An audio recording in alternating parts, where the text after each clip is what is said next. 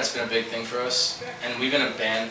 Honestly, you just can't give up on yourselves. We've been a band for 3 years, went through 10 drummers until we found the perfect fit right here. And that's Chris. He's our 10th drummer. Yeah. And honestly, it's just keep plugging away.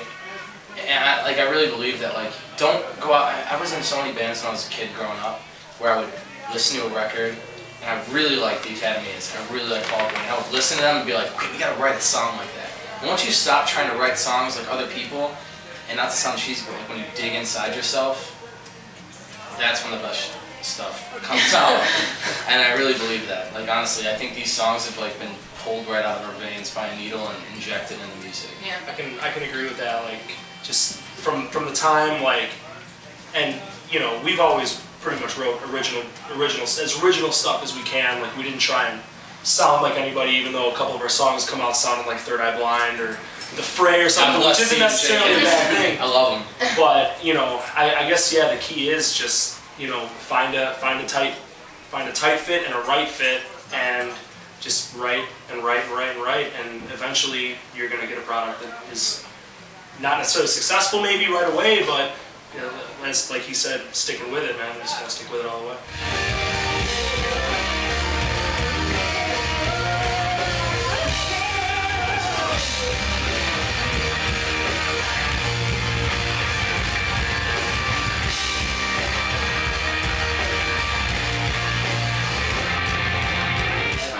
I don't want to give too lengthy of an answer for you, so you can cut this out.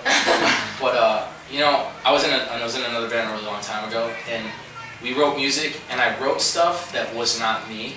And when we go and play it live, I hated it. And when I listen to a record, I'm like, this isn't. I hate it. It's not me. And this record, and it sounds vain, and I don't mean it to come off vain, but I could fall asleep to it because it's so true, and I really like that about it, you know.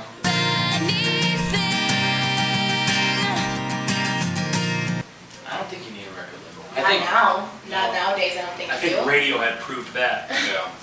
I think. And Nine Inch Nails, and 1,000 other bands out. Death Cab for Cutie.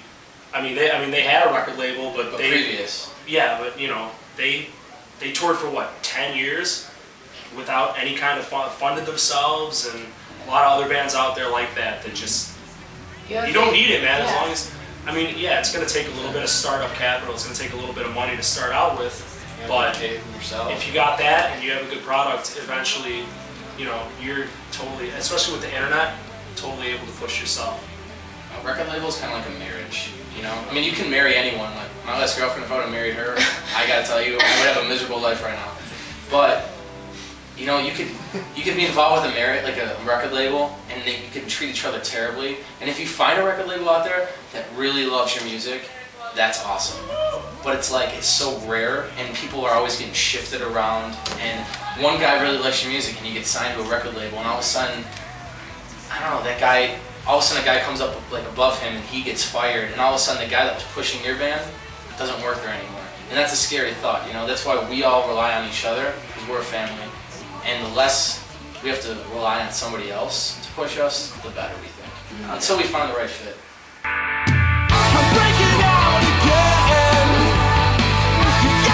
Uptown Recording.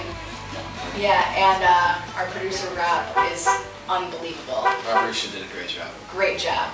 And he's like our friend. He's been unbelievable on the record. We think so. I like our friend. He is our friend. He's one of our great friends, and we think the record came out great. He did a great job.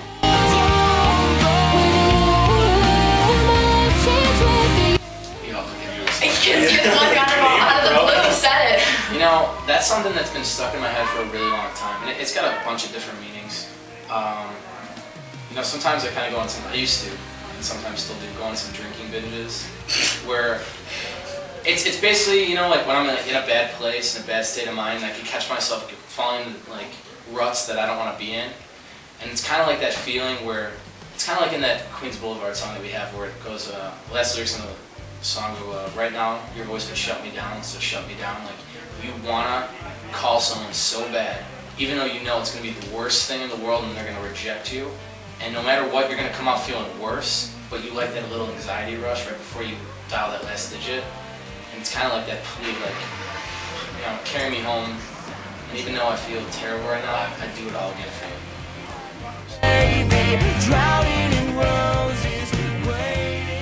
Much, you know. I mean, those are like all our friends kind of drawn in there secretly. I mean, only they know it. But that's basically it. You know, it's kind of like watching your life go by you, and you can't do that. You know, and waiting on someone to carry you home. And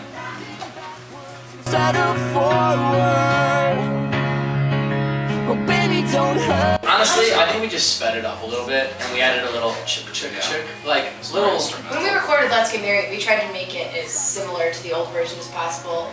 Just made it sound more full. Just beefed it up. And kind of we wanted to keep it the same so the fans still have like that connection to that same song that they loved at the beginning. So we tried to keep it the same as possible. You know, the funny thing about that song is that I was in a basement when I was recording it, and we just recorded this stuff for fun. Like, we never planned on it being anything. This was just something for a little outlet because I didn't like what I was doing in my other project. And I had already written 2 songs, laid them down. This was the 3rd track I laid down. And we would just go to my friend's house, we would drink, and it would just be like a night to us. You know, we didn't go to bars. We don't really like do.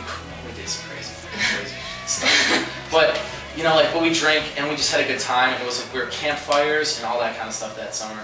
We laid down this song, and I'll never forget it, man. I lay it down, and I was writing about this like character within myself. I'm sorry if this goes beyond the scope of your answer, or your question. It's cool. But we're laying down this song, and I come in the basement, and my friend JoJo, he's down there, and I go, yo, dude, I just wrote in this song that, you know, the character Archie, which is myself that I keep writing about, he gets married. So my friend hugs me, as if like our own friend just got engaged.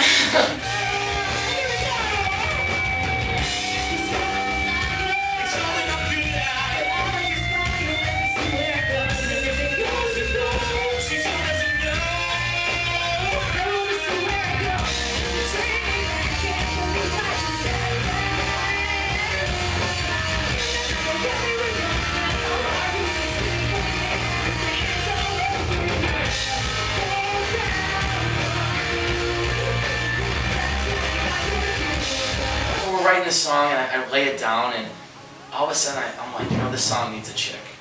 And my sister is the one that got me into singing. So I call her up, and I'm like, I was young. You were, she's 4 years younger than I was me. 14, I think, at the time that we recorded the first demo of Let's Get Married, and he called me and he was like, I need you to come here and lay this down. And I didn't want to. She was like, I'm going to the mall right now. So I'm like, no, seriously. And I told, because we had a bunch of friends there, and I'm like, no, guys, I hear this girl in the background going, let's just get married. And they're like, dude, that's gonna sound terrible. I'm like, no, I promise you. So she doesn't want to come. I had to call my mom up. I'm like, get her over here. Tell her you're going to the mall, and then take Algonquin and get to my friend's house. She comes, lays this thing down, and like ever since then, one take, and then Archie Star really wasn't anything. It was just one take. One take, and all of a sudden we're like, we're gonna do this together. And I was 14, and he was 18, and we were like, that's it, and we stuck together ever since. Pretty much because of Let's Get Married. We started working together. Ever since I heard her voice on that, it was just song after song. And then she developed into her own, and some songs like I write and I love them to death, but I'm like, you gotta sing this. You're like, you have it down. And the thing is, this project has been formed so well with Juice and with Slatter and with Chris, and we all have a good sense of the music, and they actually care about what the lyrics are. And I care about what they're playing, and we give each other our space. And the reason she's been so good with working with me is because she's my best friend. And on top of it, like, she's the one I call when things get bad. So she knows the stories before she sings them, and when she sings them on the other side of it, she knows what she's supposed to be feeling when she's singing it, which I always found kind of cool. So sorry for answering. So, we really hope the fans like the new demo. The new versions of the old song. I hope it answered your question about everything I said.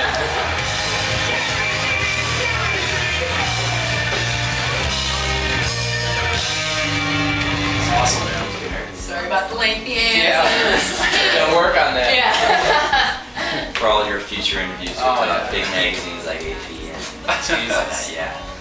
Thank you guys Thank you so very much much. for taking us into consideration.